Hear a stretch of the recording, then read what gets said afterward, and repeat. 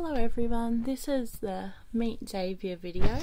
So obviously his name is Xavier and I gave birth to him on the 12th of May 2014, and I'll also be doing my labour and delivery story.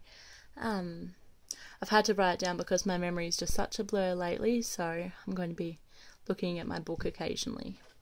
So yes, Xavier was born at 8:25 p.m. on the 12th of May, which is the day after Mother's Day. I thought I was going to have him on Mother's Day, but I didn't. And yeah, so my labour and delivery story, here it is. I'll just get to it.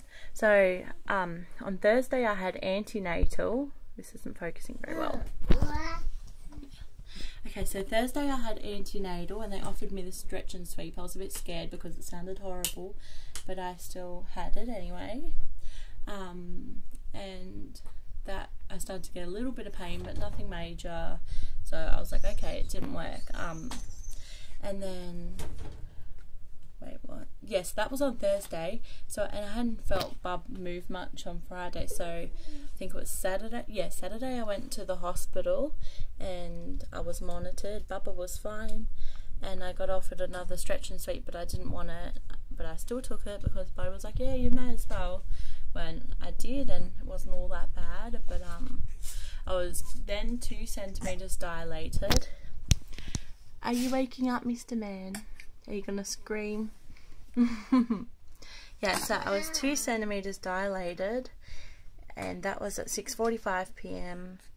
And on Sunday, that was Mother's Day, I had a stomach ache, and I'd been having it for like a day or so, and yeah, but oh my gosh, I feel so confused right now. Yeah, so I thought I had a tummy bug, which I didn't, obviously, as I was in pain that day and a few days previously, and I'd basically had no sleep at all in that time. Monday morning I woke up and I peed and I wiped and my mucus plug was on it and had the blood, so I called the hospital and was like, hey, I just lost my mucus plug, blah blah blah. I was like, I don't want to come in yet because I don't feel like I need to. And so yeah, she just said, when you feel like your contractions are closer together, come in. But it was weird because I wasn't really like having contractions, it was just weird pain. But yeah, so it was obviously contractions though, and I just didn't notice that they could be so different than your first one. So yeah, it was just a stomach ache all day, but I did know I was in labour.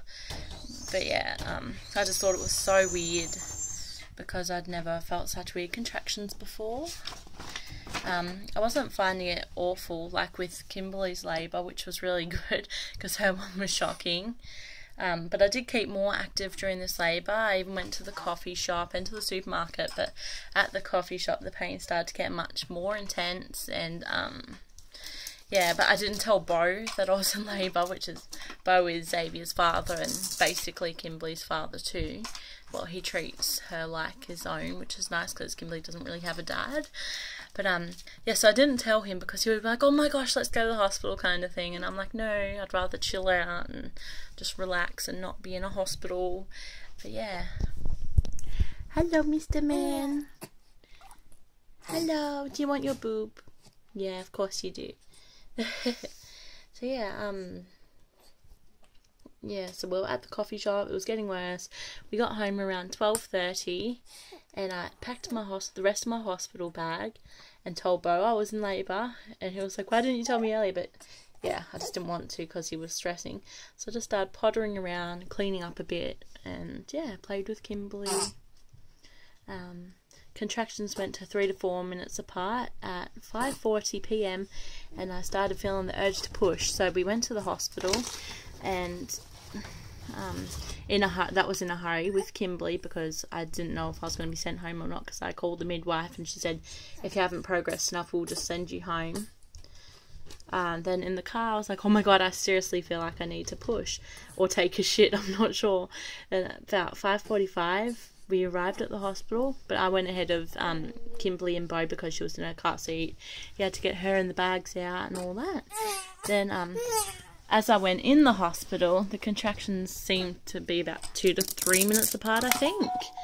And I updated Facebook going, I don't think I'm going to make it to the delivery ward, I think, midwife area, or maternity, that's what it's called. I felt like he was coming out, so Bo offered me a wheelchair, but I said no, I'd rather walk. Then we arrived in the maternity ward. They asked me to pee so they could test my pee, and then so I peed, and then I sort of leaked fluid again, so I thought it must have been my waters breaking, but it wasn't. I just peed again but didn't realise.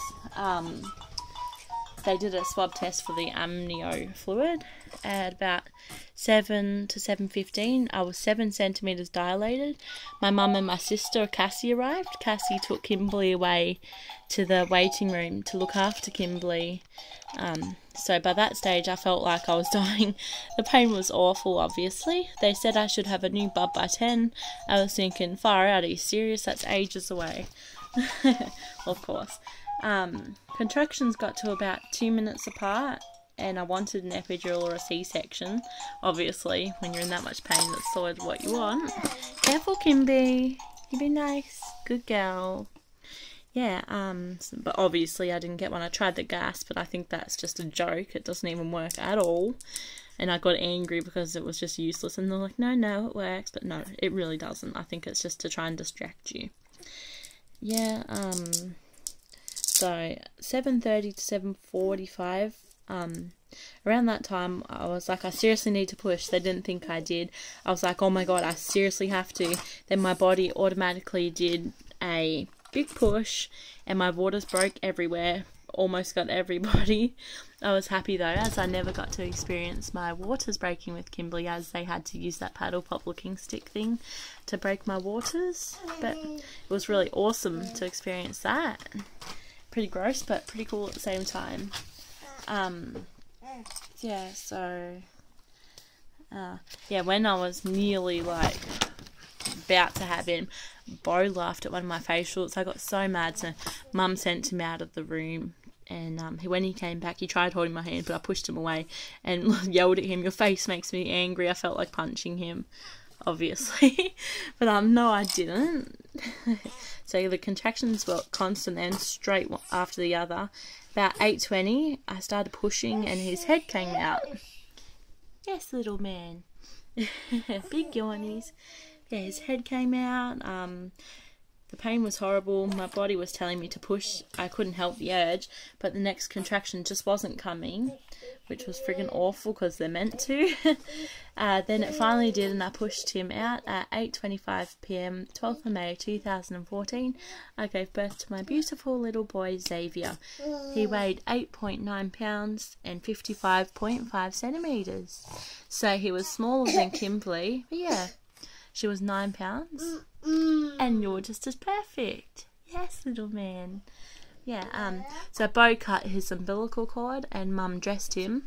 Xavier was put on me skin to skin, but this is after they went to take him away because he wasn't breathing or crying. He was going purple, but as soon as they took him off me, he started to cry, so that was good. They gave him back to me, and yeah, we had skin to skin for 40 minutes. 45, whatever it was, and then Cassie, my sister, brought Kimberly in to meet him, and she was like, "Who's that? What's that?" and pointing at him. Oh dear. And yeah, so I got to have a shower because they needed to clean up the birthing suite, and got some painkillers because I was in bad pain, and I went into my own room, which happened to be the room I had Kimberly. Well, not actually had it, but I stayed in after I had Kimberly, so that was very special, and I won't ever forget that. But yes, thank you for watching my video and meeting my beautiful little boy.